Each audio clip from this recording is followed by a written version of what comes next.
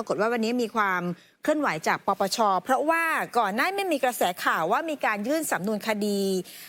ตรวจสอบเอาผิดกับบิ๊กโจ๊กนะคะเพิ่มเติมแล้วก็ปปชบอกว่ายังไม่มีการพบสำนวนอื่นๆนะคะโดยนายนิวัชชัยเกษมมงคลเลขาธิการสำนักงานคณะกรรมการป้องกันและปราบปรามการทุจริตแห่งชาติก็บอกถึงเรื่องของกระแสข่าวการยื่นสำนวนคดีตรวจสอบเอาผิดพลตำรวจเอกสุรเชษฐ์หักพานรองผบ.ตร.ว่าขณะนี้ปปชยังไม่พบสำนวนอื่นๆที่ส่งมานะคะทราบแต่เพียงข่าวที่พลตำรวจเอกต่อศักดิ์สุขวิมลผบ.ตร.ให้สัมภาษณ์เท่านั้น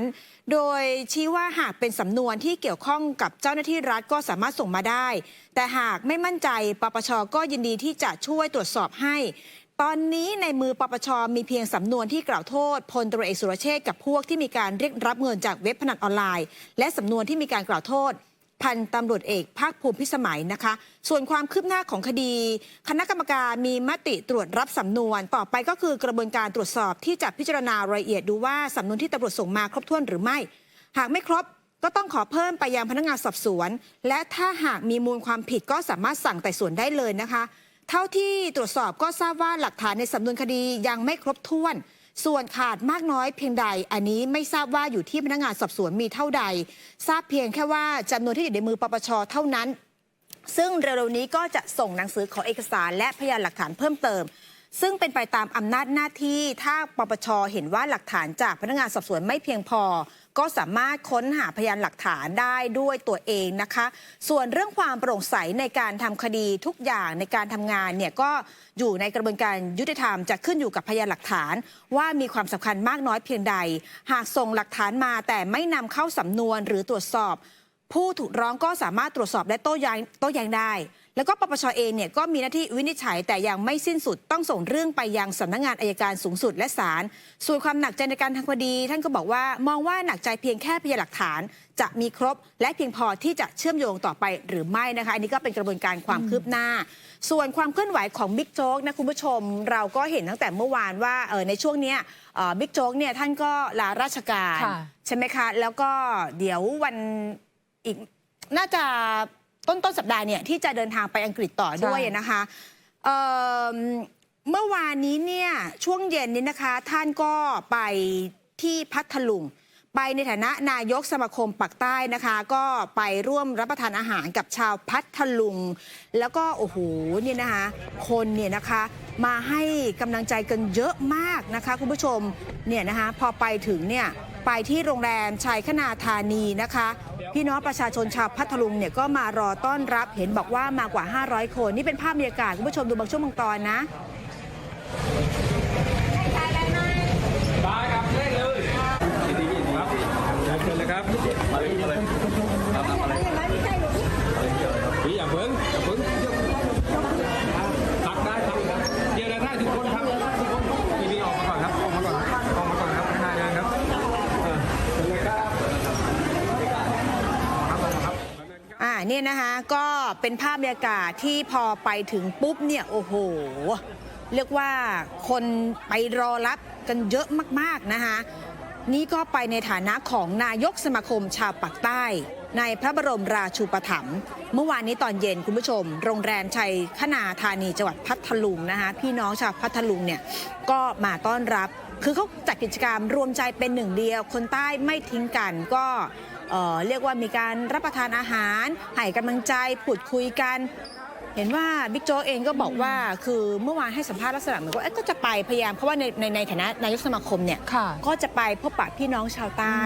ในหลายพื้นที่ลักษณะนี้นะคะเมื่อวานนี้ FC มาแน่นเลยใช่คนก็ให้กำลังใจกันแบบนี้เนี่ยนะคะก็เดี๋ยวลาพักนี่ก็จะกลับมาลาจนถึงวันที่1 เมษายนนะที่หลังจากไปอังกฤษทีนี้เรื่องของบิ๊กต่อกับบิ๊กโจ๊กเนี่ยค่ะที่มีความบาดหมางแล้วสุดท้ายเนี่ยก็ต้องไปโดนย้ายไปประจำที่สำนักนายกกันทั้งคู่นะคะในส่วนของคดีเว็บพนันออนไลน์ BNK Master นี่ก็โยงใยกันไปใหญ่ล่าสุดค่ะพลตำรวจเอกอังสนานนท์คณะกรรมการข้าราชการตำรวจผู้ทรงคุณวุฒิได้พูดถึงเรื่องราวเหล่านี้โดยเฉพาะการที่ทั้งคู่เนี่ยต้องไปประจำที่สำนักนายกรัฐมนตรีบอกว่านี่คือการที่ต้องบันทึกเอาไว้เป็นประวัติศาสตร์ครั้งแรกนะคะตั้งแต่มีกรมตำรวจแล้วก็เป็นสำนักงานตำรวจแห่งชาติด้วยที่มีการออกคำสั่งให้ผบ.ตร.และรองผบ.ตร.ทั้งคู่เนี่ยไปประจำ สำนักนายกพร้อมกันเลย แล้วเรื่องที่เกิดขึ้นเนี่ยนะคะคาดหมายว่าตั้งแต่พลตำรวจเอกต่อศักดิ์สุขวิมลเป็นผบตรก่อนหน้าที่จะแต่งตั้งผบตรคนที่ 14 ก็มีการตรวจค้นบ้านของบิ๊กโจ๊กนะคะการที่นายกสั่งตำรวจทั้งคู่ทั้งสองนายไปช่วยราชการทำให้เหตุการณ์คลี่คลายประชาชนจะกลับมีความมั่นใจในการทำงานของกรมตำรวจแล้วก็เป็นตำรวจที่จะต้องปกป้องปราบปรามอาชญากรรมก็ถือว่าอันนี้ตัดสินใจได้ถูกที่ถูกเวลาก่อนที่ประชาชนจะเสื่อมศรัทธาค่ะเพราะว่าบอกว่าจริงๆเนี่ยนะตำรวจเป็นผู้รักษากฎหมายทีนี้พอมีข่าวไปพัวพันธุรกิจสีเทาบ่อนพนันไม่จับให้ย้อนไปดูสมัยพลตำรวจเอกเสรีพิสุทธิ์เตมียเวทที่เป็นผบตรตอนนั้นเนี่ยบ่อนเล็กบ่อนใหญ่ทั้งประตูน้ำบ่อนลอยฟ้าจับหมดท่านก็บอกว่าถ้าหัวไม่สายหางไม่กระดิกนะคะแต่ว่าถ้าผู้บังคับบัญชาเอาตัวเองไปเกี่ยวพันกับบ่อนออนไลน์นะคะมันจะเกิดขึ้นทั่วหัวระแหงนะคะทีนี้ต้องยอมรับว่าวิกฤตศรัทธาที่เกิดขึ้นเนี่ยมันเกี่ยวกับการบริหารจัดการในสำนักงานตำรวจแห่งชาติ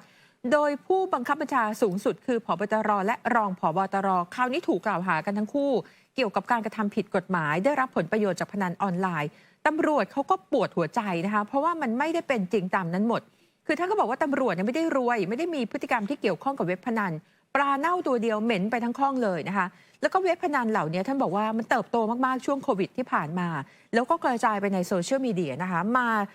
เล่นที่ไหนก็ได้เนี่ยแค่มีอินเทอร์เน็ตนะคุณเข้าไปถึงหมดเงินหมุนเวียนก็เป็น100,000 ล้านบาทนะคะก็เลยมีสิ่งบอกเหตุว่าทำไมถึงมีตำรวจขอย้ายไปทำงานในหน่วยงานที่รับผิดชอบหรือดูแลด้านนี้ทีนี้ท่านก็พูดต่อค่ะว่าคณะกรรมการตรวจสอบข้อเท็จจริงที่มีนายชัดชัยพรหมเลิศอดีตปลัดมหาดไทยและพลตำรวจเอกวินัยทองสองทั้งคู่เนี่ยเป็นกตรด้วยกันทั้งนั้นพลตำรวจเอกวินัยนี่เป็นอดีตรองผบตรก็เลยมีความมั่นใจนะคะว่าพลตำรวจเอกวินัยเนี่ยถือเป็นตำรวจมืออาชีพเป็นที่ไว้วางใจมาโดยตลอดแล้วก็มีนายชาติพงษ์จิรพันธ์อดีตรองผู้อำนวยการสูงสุดมาอีกคนจะมาสอบสวนในตำรวจทั้งคู่